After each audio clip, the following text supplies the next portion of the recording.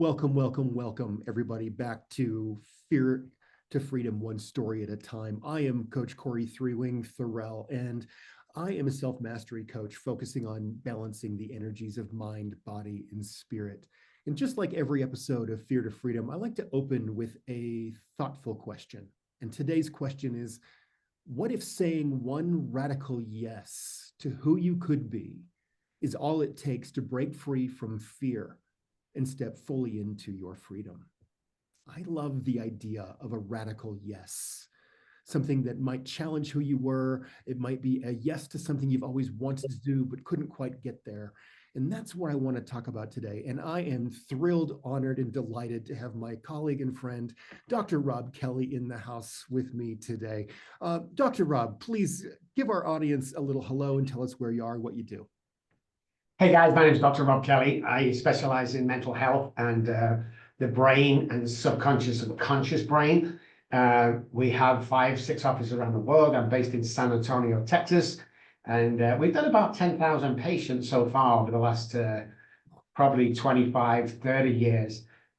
We have a very, very high success rate, 98%.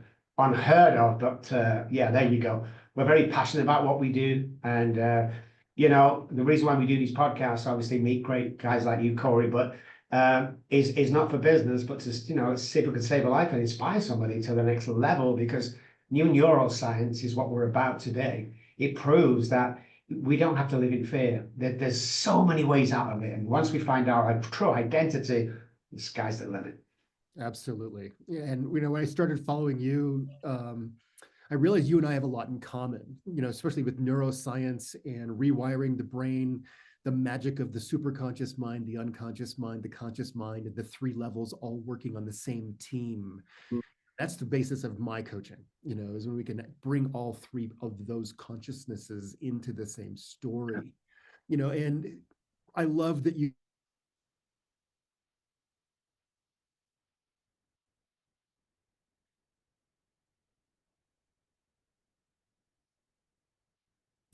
Dr. Robb, because it wasn't always like this. I know from our conversations in the past that it was your own journey that created this mission to serve. So let's go into, because this podcast, the journey of fear to freedom, let's go back in time a little bit, if you would, and talk a little bit about it wasn't always like this.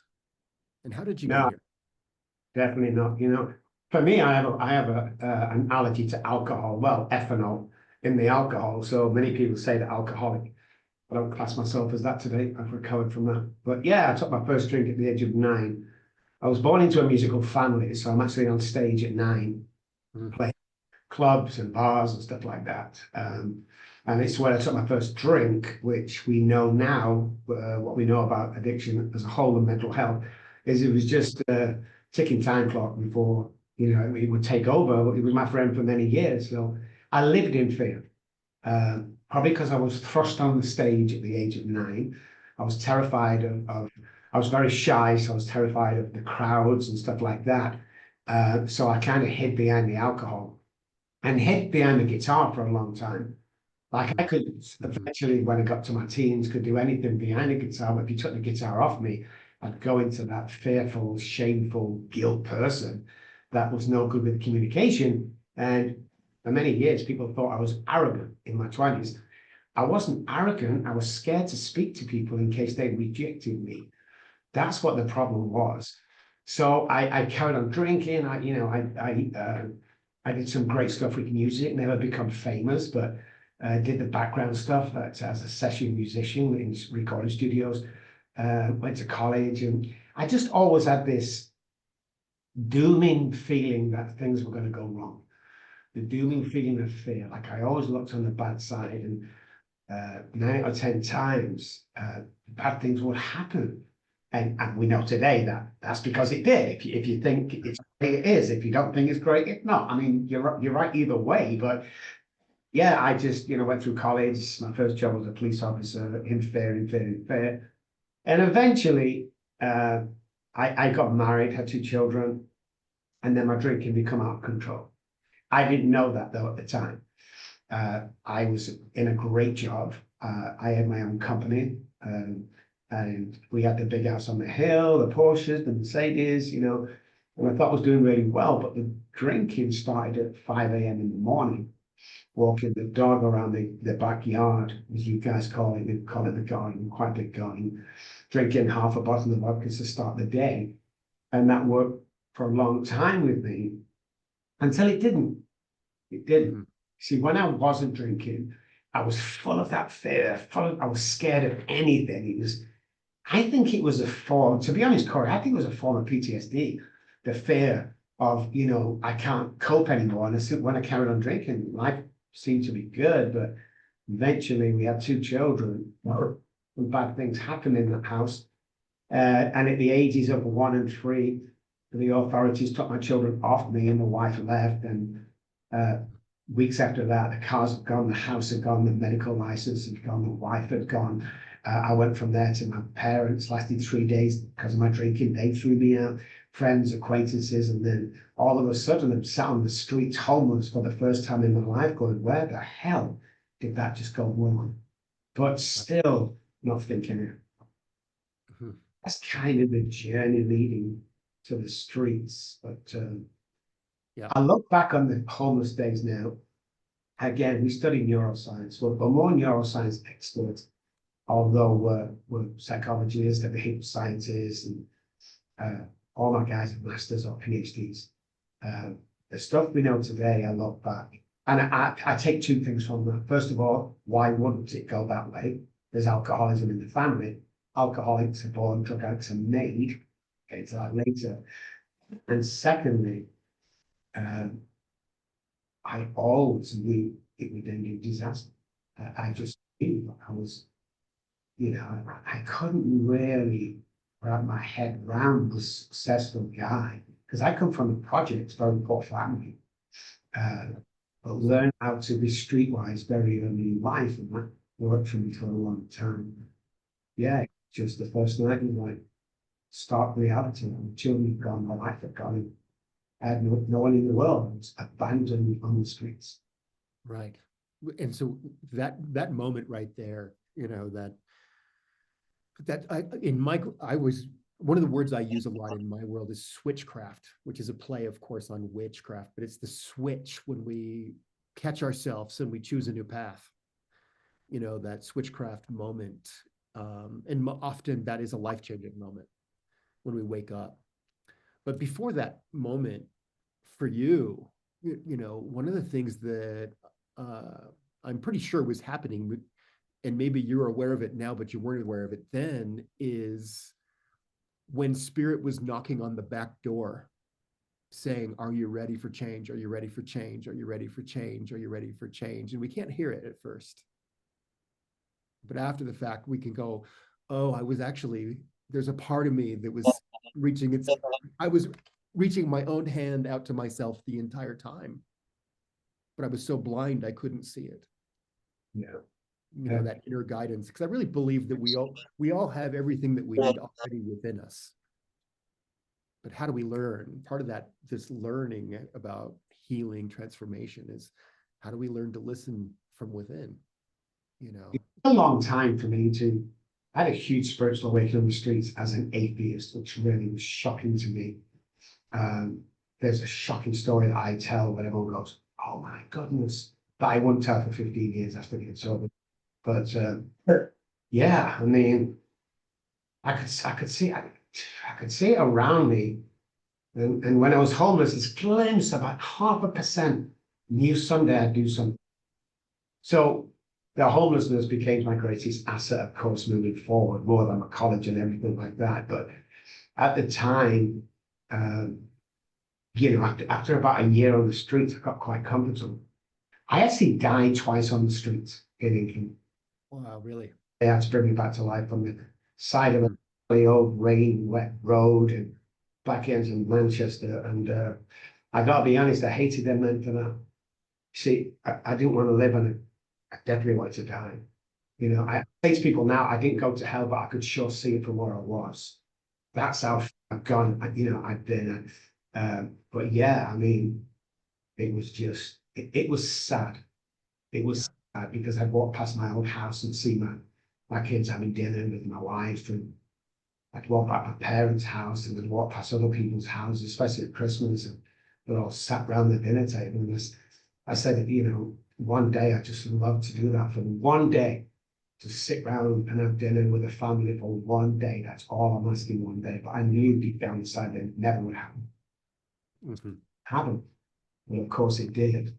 And it was a rainy night on a Sunday, Monday morning, about 2 or 3 o'clock. I've just come out of a stupor with alcohol.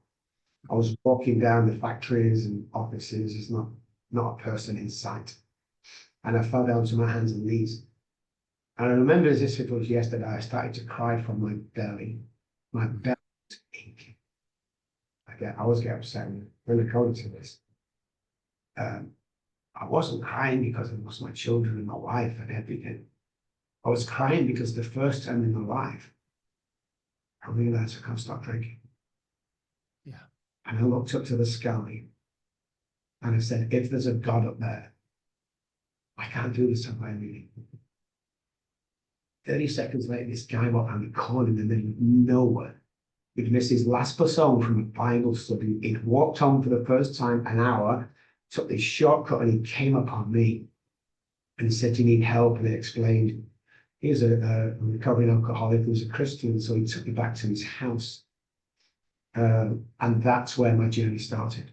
I met a guy called Johnny we could never trace. That's a crazy story. But when I went back to Derek's house, I got this feeling that I was meant for better things. Oof. Yeah. So I Switchcraft moment. time. Yeah. Yeah. And the fear was taken away when I met John. That fear served me well on the street. Yeah.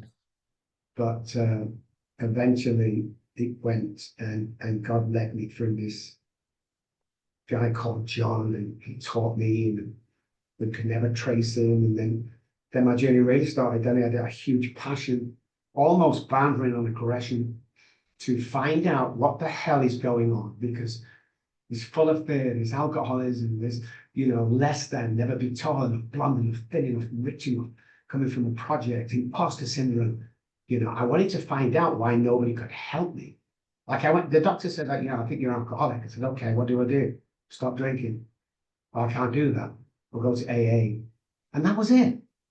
So, I was bemused at the medical fraternity, and they still don't know about mental health in such detail as many of us do.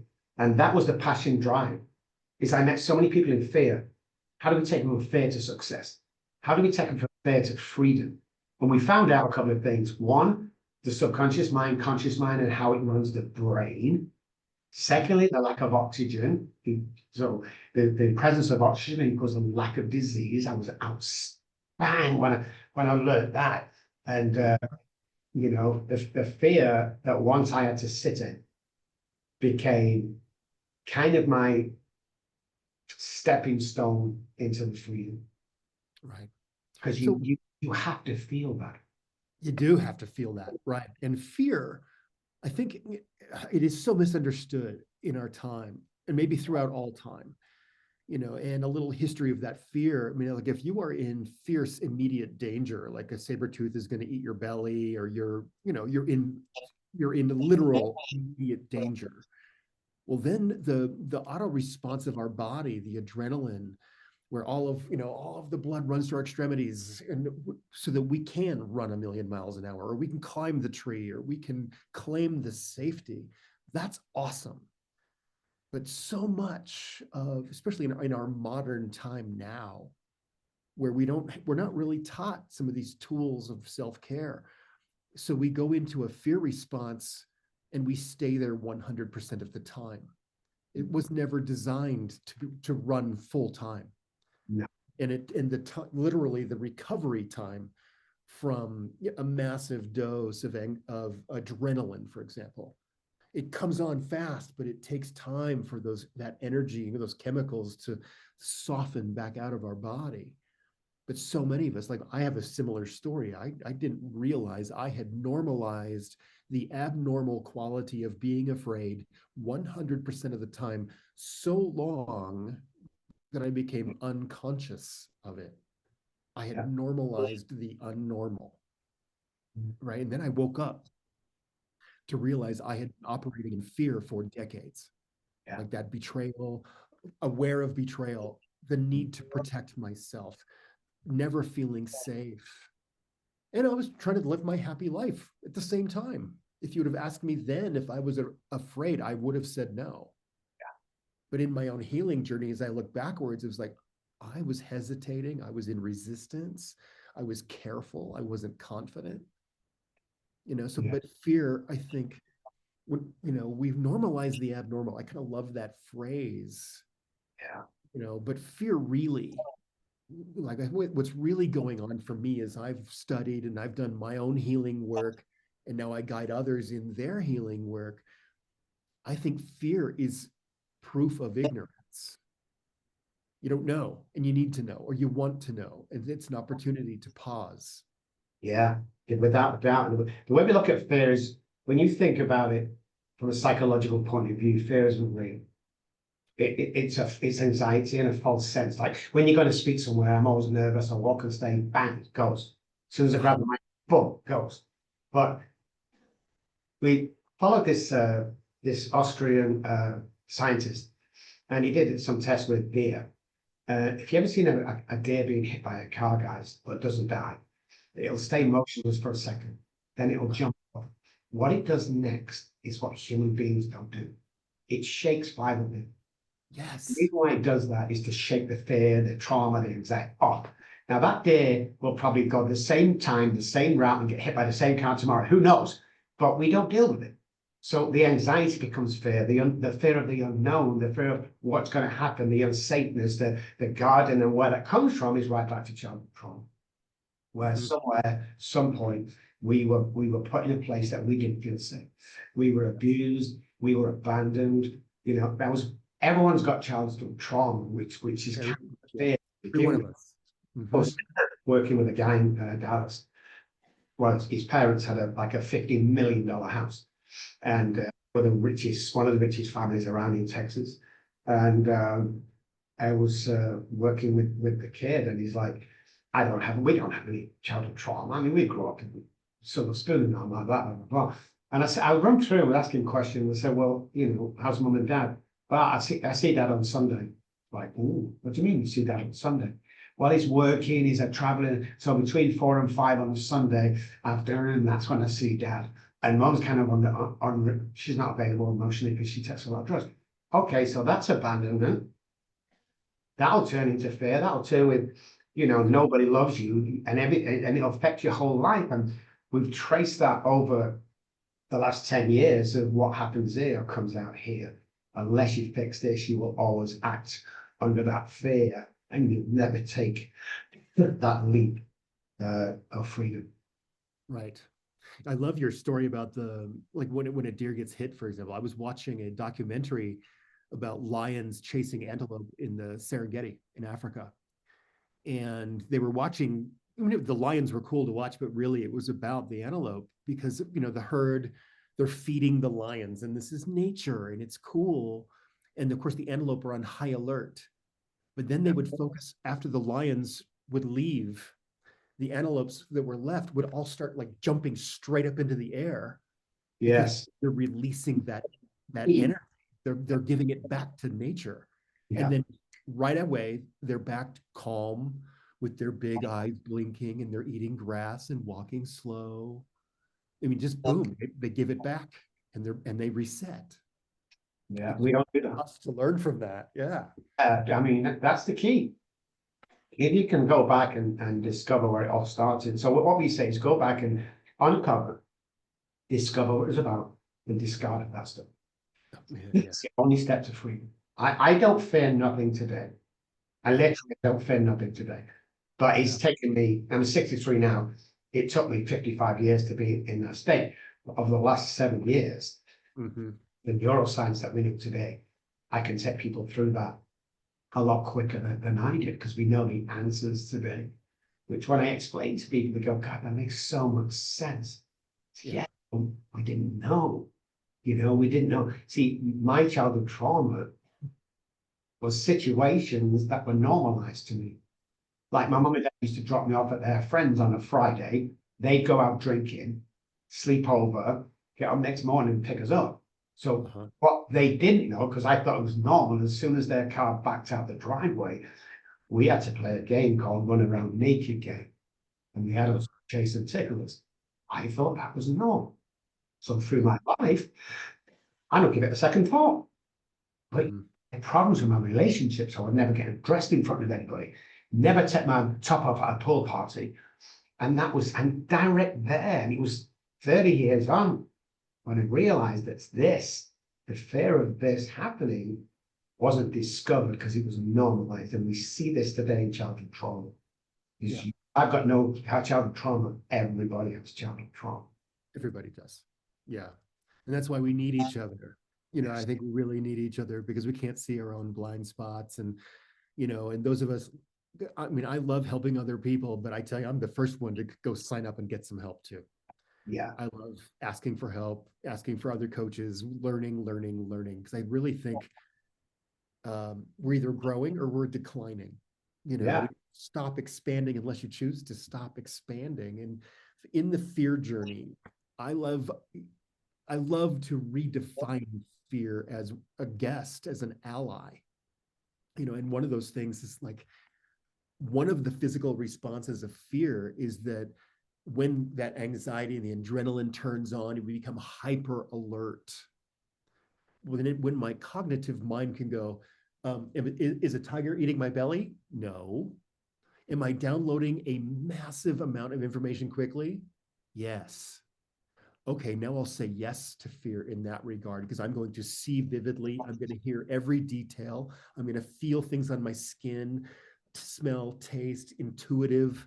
I'm going to allow a massive download of information, which comes with overwhelm because it's a lot at once.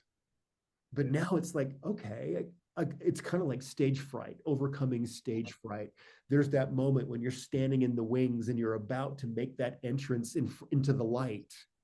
It's like, yeah, God. And then you make your entrance. And then once you've made your entrance, now you have access to all of that information. And you can see the space in between the words or hear the space in between the notes. And this is where fear becomes an ally. Fear becomes one of the necessary tools in our toolkit instead of the assumed crippling agent that we were taught that it is. Yeah, it becomes a healthy fear. And I believe in healthy fears. Yeah. I'm sure you're familiar with that term in show business, break a leg. Yes.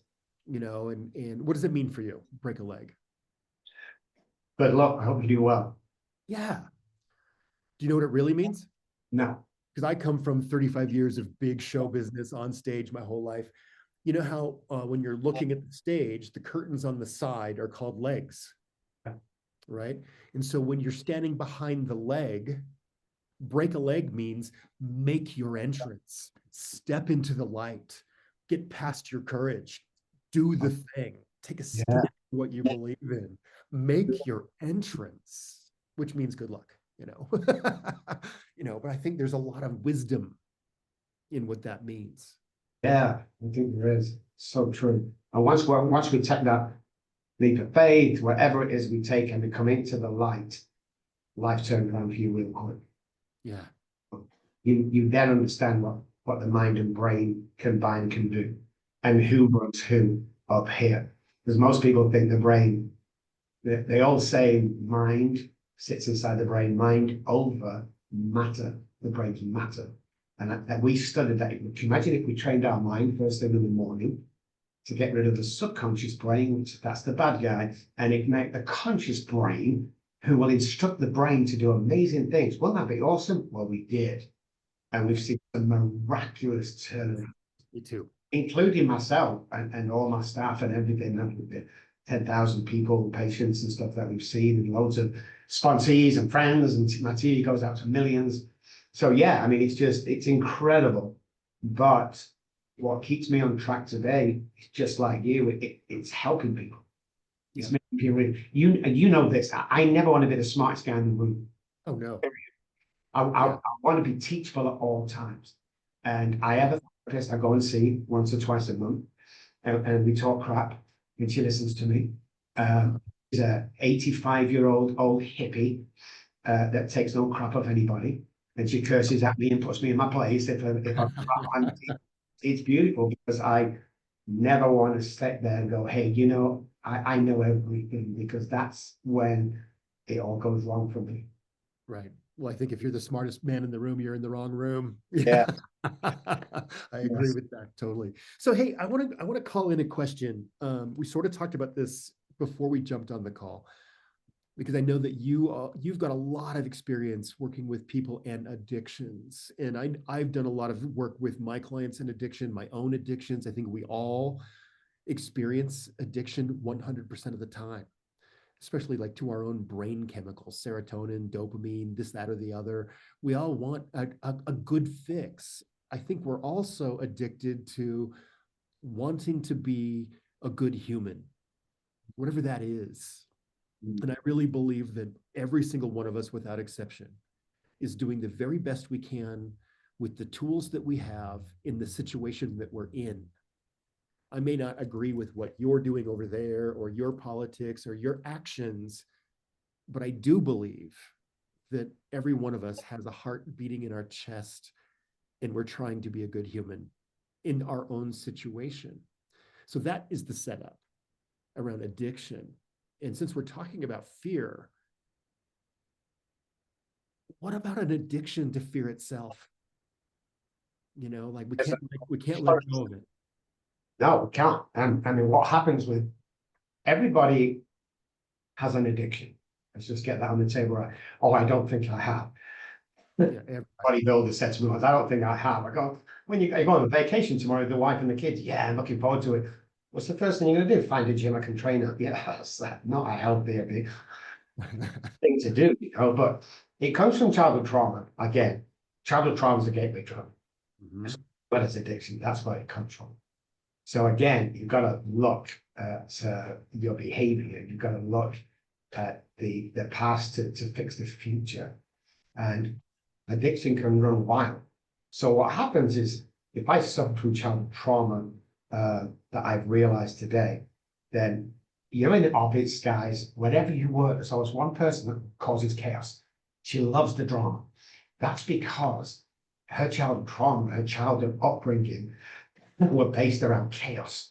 Well, my colleague, that might be punching each other every night, whatever it is. So when they grow up, they're addicted to the fear and the drama. So they cause it to the effect that if there's no drama in a situation, they feel awkward.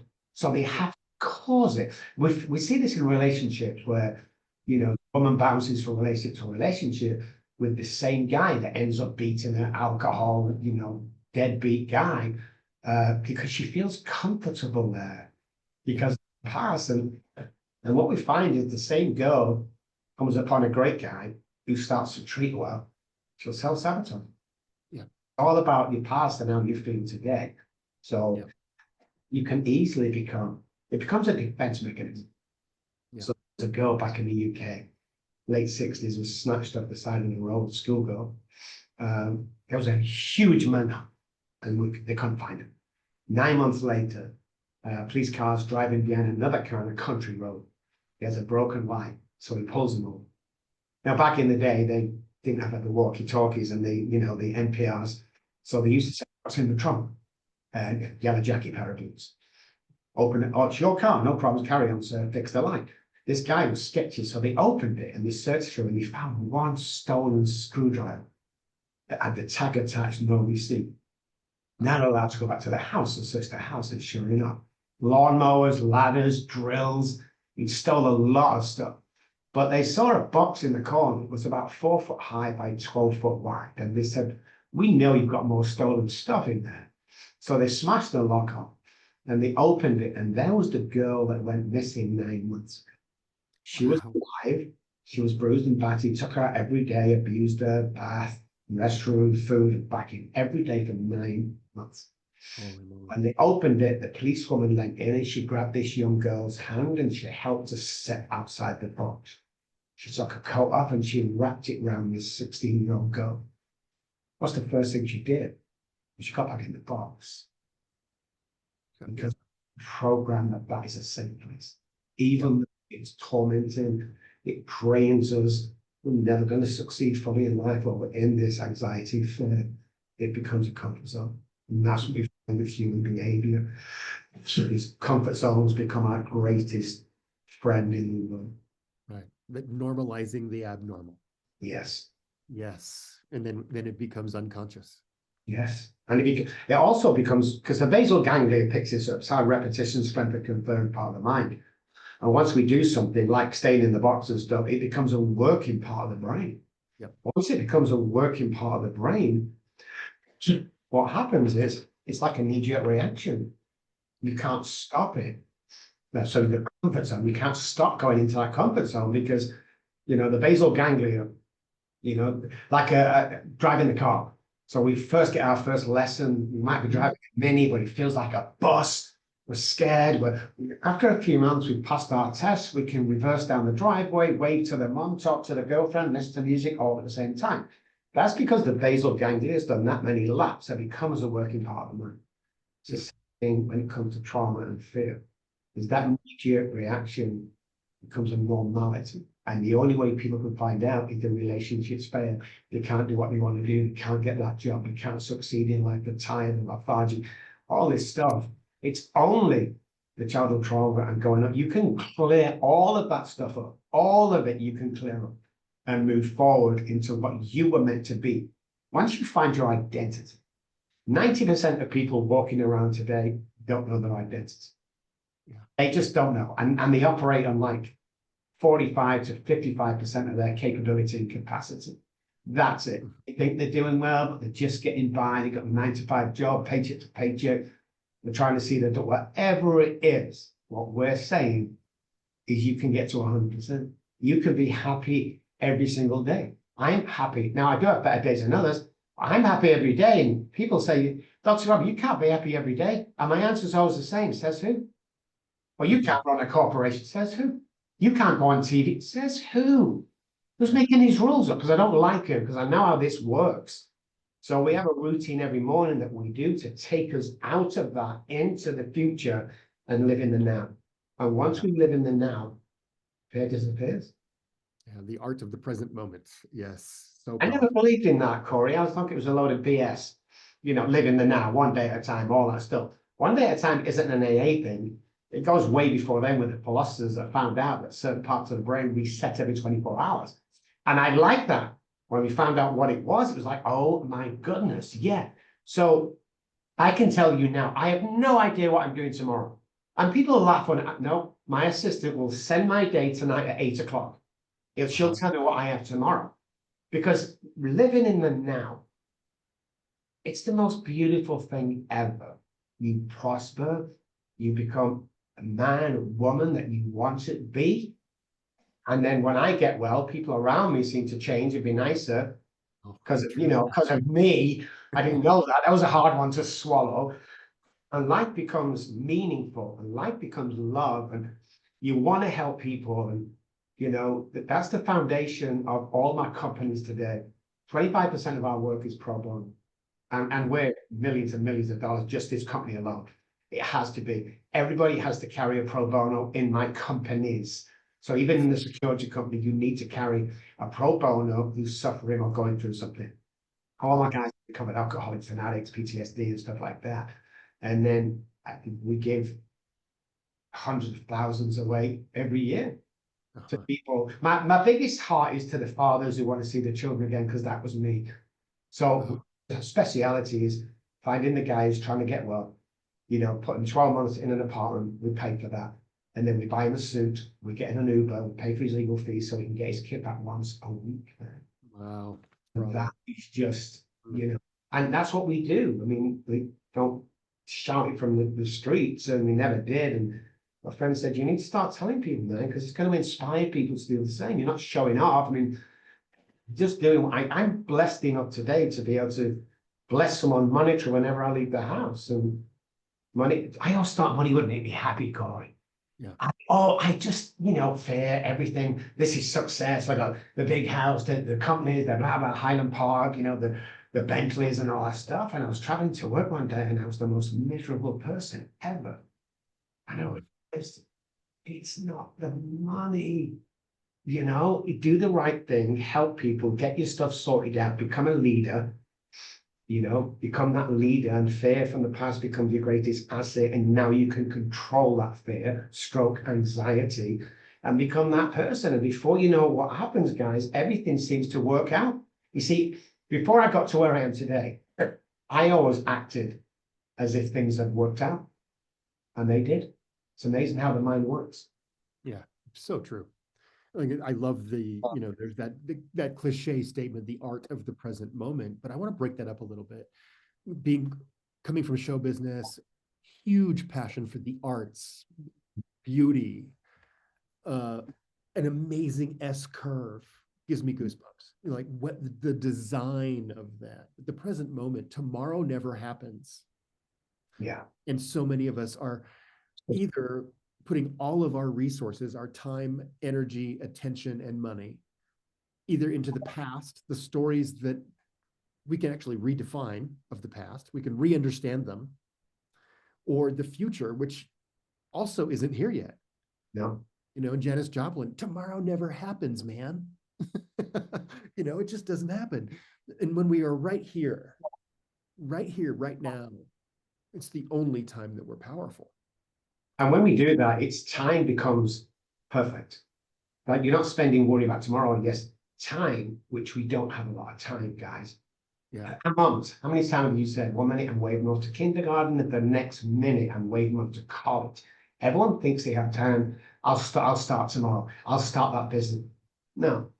If we look at the average human being who's healthy, 75 years old, let's call it that, 75. I have 12 summer times left. I know, right?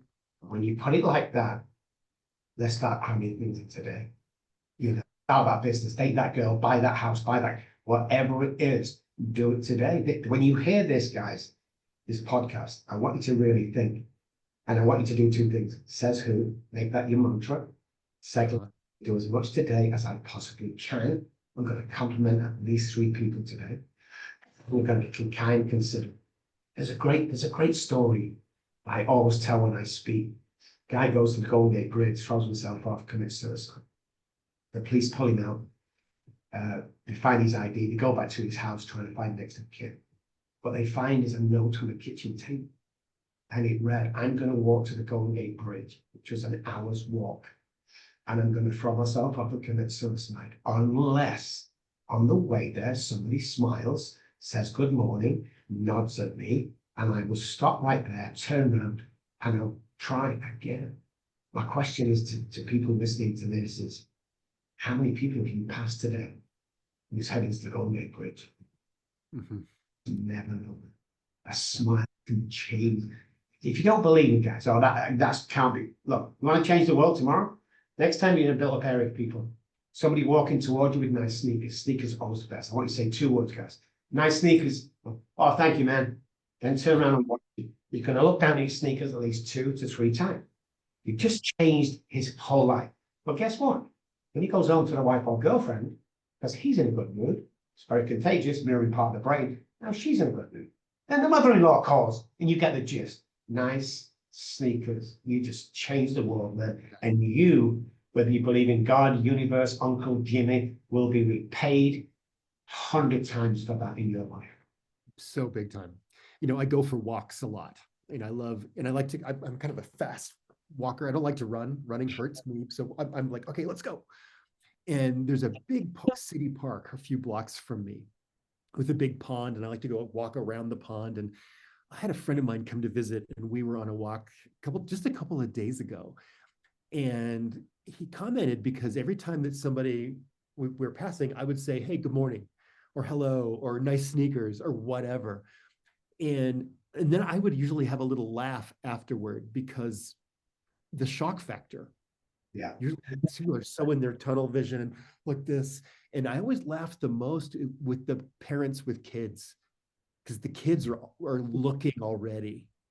Yeah. But they've been trained. They need permission to talk to a stranger, right? And so I'll see it coming and I'll kind of smile and wink. And of course, I'm the biggest kid in the room. You can't put me in a room full of children without the kids automatically, Cory, Cory, Cory. They know I'm just a big tall kid.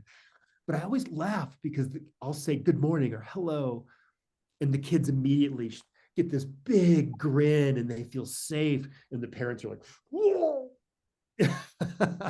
And I always have to just giggle a little because I called out their humanity. I called out their humanity. You ever been on a boat, guys, on a trip or a fishing trip? You ever notice when boats pass each other, everybody waves at each other? Yep. That's how life should be.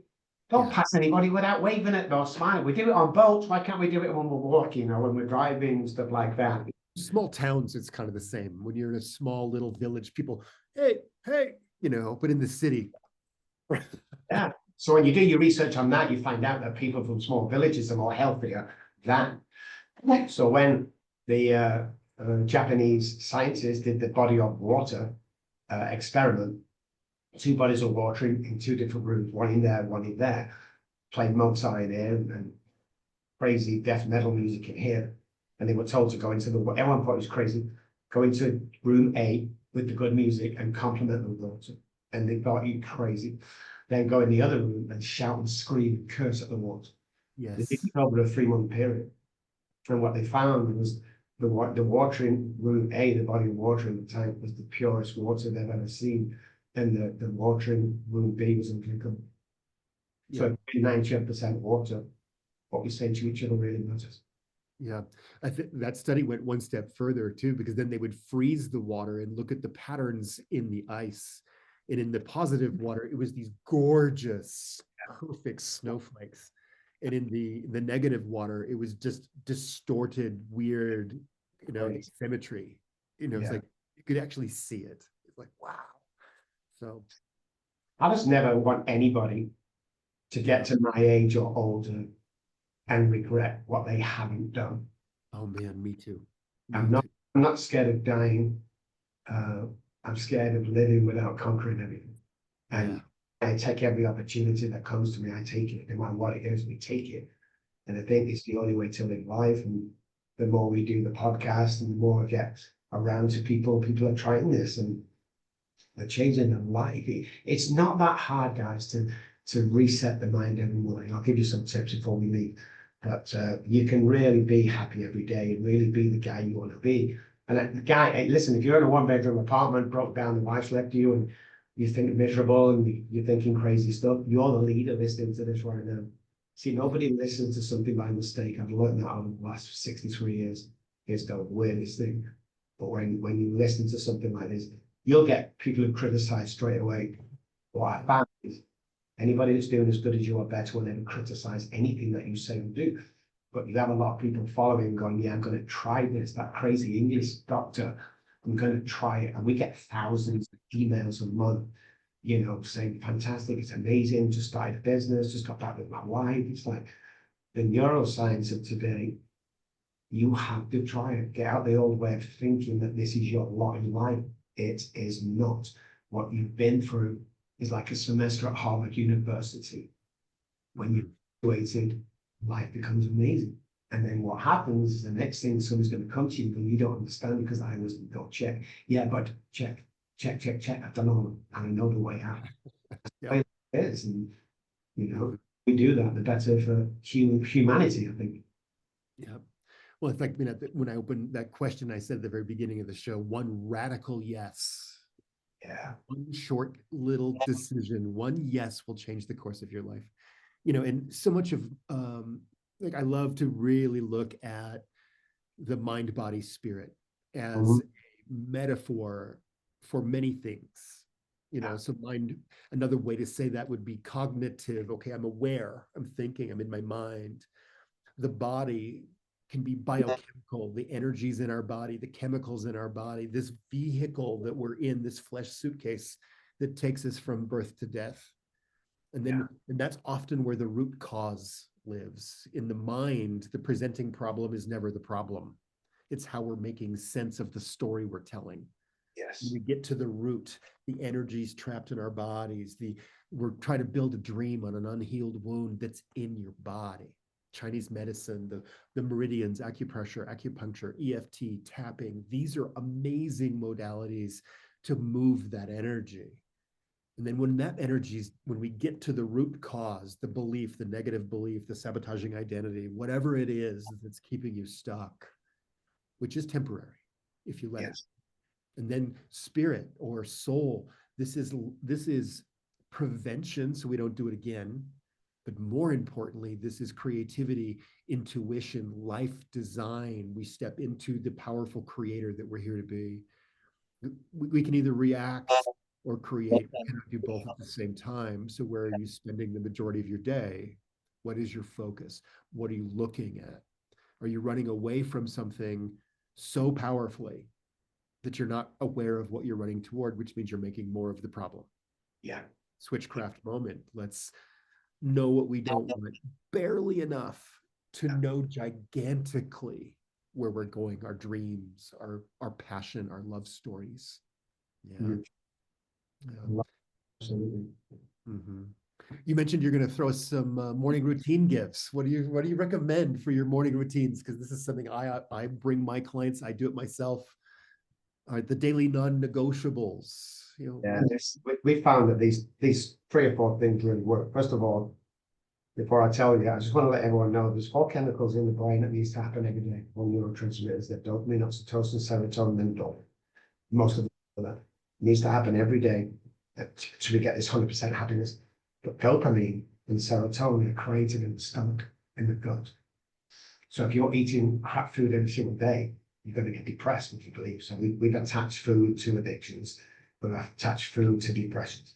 So look up, serotonin, oxytocin, look all that stuff up and remember that 2 of them chemicals, vital chemicals, are created in the gut. So make sure that 1 or 2 days a week you're eating good stuff. Easy way. We talk about breath, wind, half, and stuff like that. The latest research that Gary Brecker, who's a friend, we share patients together, come up with is the presence of oxygen like a disease. So I did more research on that. Every single disease in the body starts in a hypoxic area of the body. The subconscious brain loves hypoxic situations.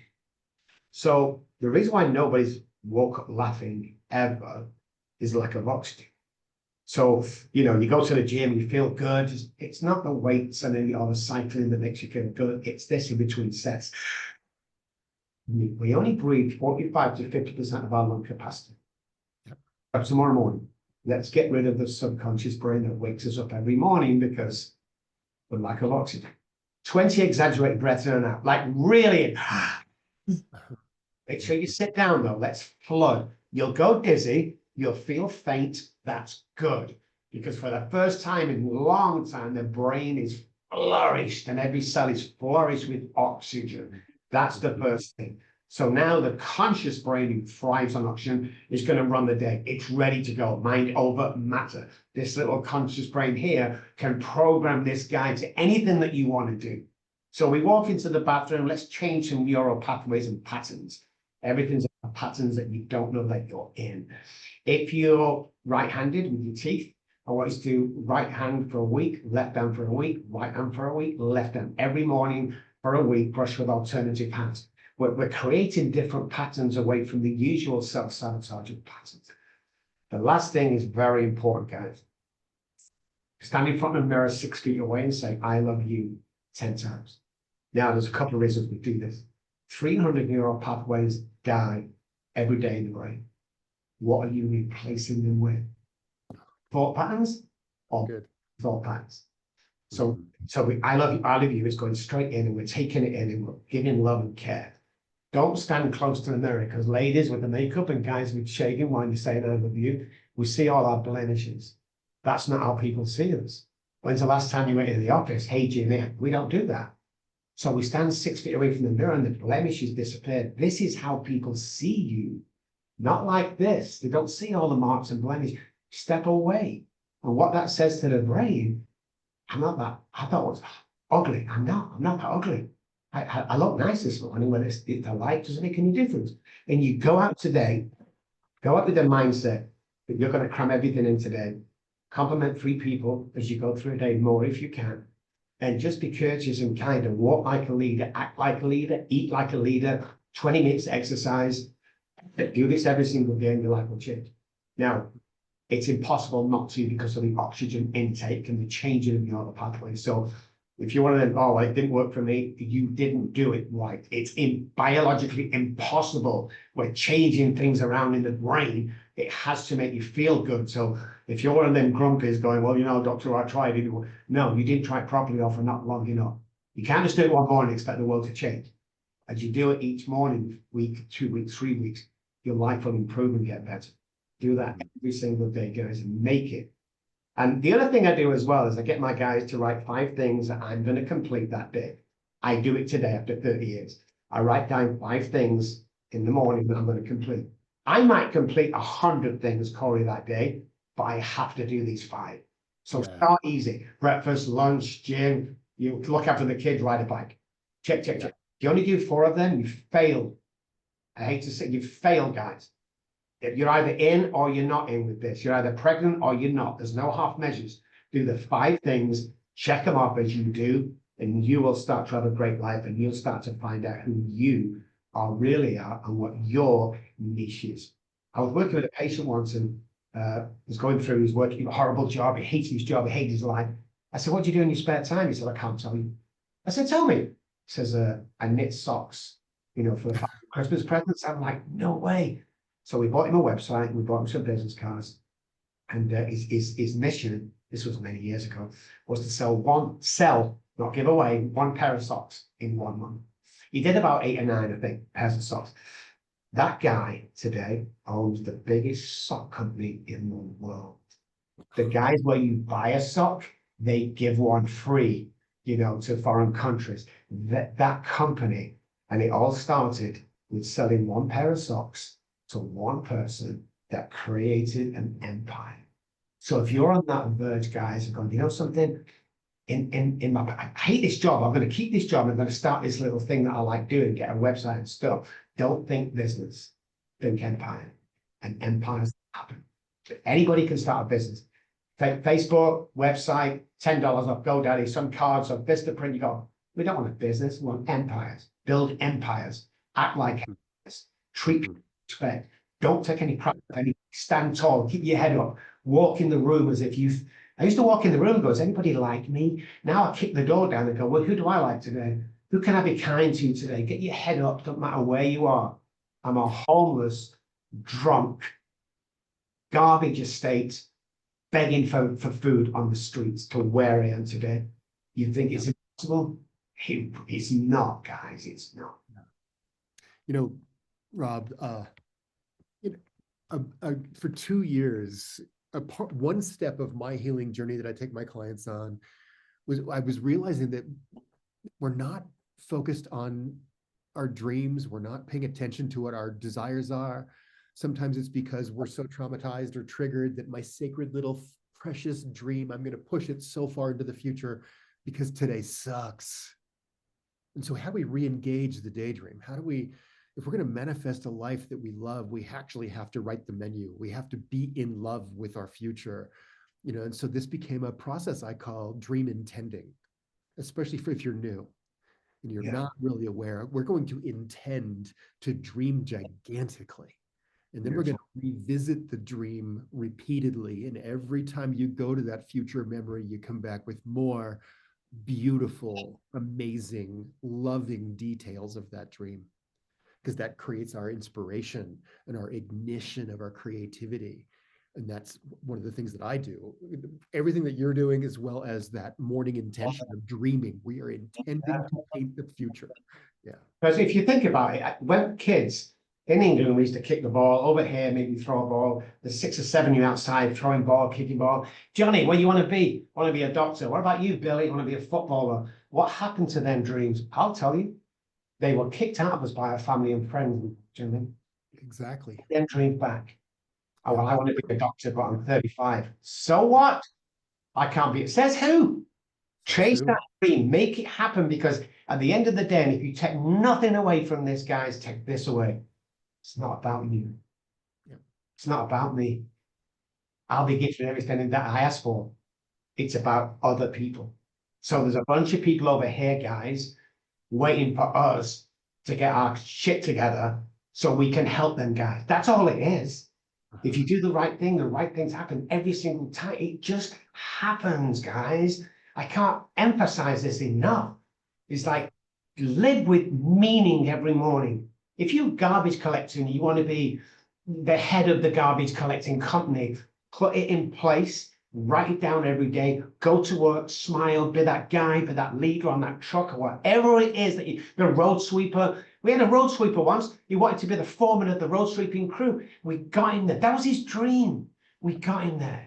So whether you're a sock company or whether you're a manager of the garbage depot, it doesn't make any difference, guys. Just don't, stagnant people die. Don't get stagnant. Yeah. Make sure you challenge yourself every day. Make sure Yeah. you look after your family. Make sure you have some kind of higher power or spiritual journey. I'm on a spiritual journey. I don't go to church, don't read the Bible. I'm on a spiritual journey, and your life will change. I mean, it literally will change. I guarantee it. Me too. Me too. Well, well, right on, brother. Well, listen, I just want to, thank you for spending some time with me today. And I want to send a shout out to those of you out there. There's going to be some connection points here in the show notes. If you're resonating with Dr. Robb or myself and you want to get a hold of us, there'll be ways to find us in the show notes. But if you're sitting out there listening to us and you're stuck and crippled by fear, and you're stuck in the world or crippled by your own pain and suffering, I know that Robb and myself are both here to say you're one radical choice away from changing the course of your life, and you don't have to do it alone. Any message for that person sitting there, Robb? Well, there's two things. First of all, it's do A, B, C will follow. So I'm going to do something radical here. 214-600-0210 is my personal cell phone number. If you're that guy sat in that thing waiting to do something crazy, guys, like you shouldn't be doing, or you think life's not worth living, you text me. Text me that number. I'll text you back almost immediately, and we'll arrange for us to have a 10 to 15-minute talk, pep talk that will change your life. Okay? And if it doesn't, I'll send you $100 for wasting your time. Secondly, there's a book out there called Daddy, Daddy, Please Stop Drinking. The last thing my daughter said to me 30 years ago. Don't buy it on Amazon. I'm doing fine. Thank you. All goes to charity. Text me or message me and Cory, and I'll sign the book. I'll pay you the ship, and I'll send it you all free of charge. We've got 10 books, guys, to give away. Take advantage. It's a great read. Awesome. Robb, well, thank you for your kind offer, your wisdom, your sense of humor, and your friendship. I so tickled that we got to spend a few minutes together today, and I look forward to more time with you. Everybody out there, once again, this has been Fear to Freedom, one story at a time. And fear is your ally. Welcome fear to the table. Give fear the good wine, the good cheese, light the candle, and ask it why it has come, because it has a solution for you. Thanks, Robb. So appreciate you. I will be in touch with you very soon. And everybody out there, I'm Cory Thorell, and I look forward to more time with you. Be well.